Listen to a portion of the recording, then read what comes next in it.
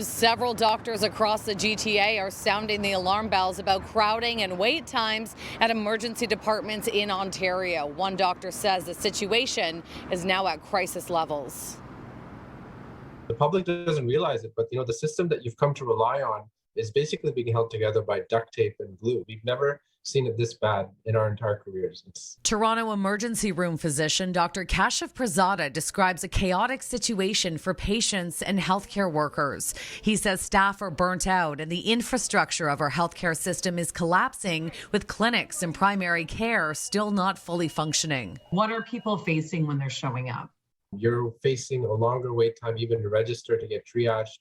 There's a lot of us that really want to work and help, but you just don't have the staff to see everyone in the time that we want to. So everything from getting a cut fixed, to getting your bone set, to, God forbid, you have a heart attack, everything is taking longer than it should. Dr. Prasada tells me people are waiting about 8 hours to see a doctor.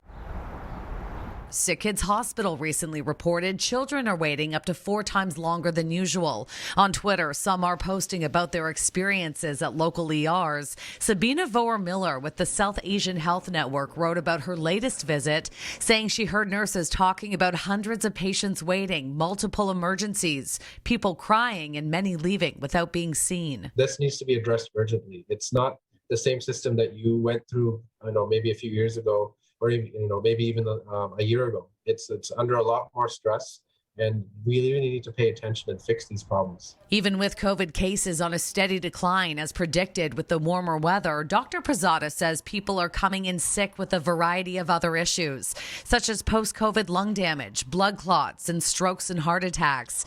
He says our current system cannot handle the upcoming flu season, coupled with another COVID wave. I know there's been all these announcements about actually building hospitals, but how do you build the capacity now? So I think, give tools to family physicians to make their clinics safe. A lot of family physicians, rightfully so, are afraid to see patients in person because of the COVID risk. Make it safer. Help family clinics upgrade their clinics, ventilation precautions, N95 masks. The second thing is, more hospitals, more staff in hospitals, really make that a priority.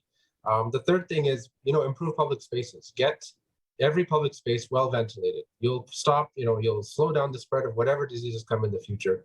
It'll make a big difference to flu. It'll make a big difference in COVID as well. So there's a lot of things we can do, but you just can't pretend this stuff is gone. Like, it's going to come back. We did reach out to the Ministry of Health about this, but did not receive a response in time for broadcast.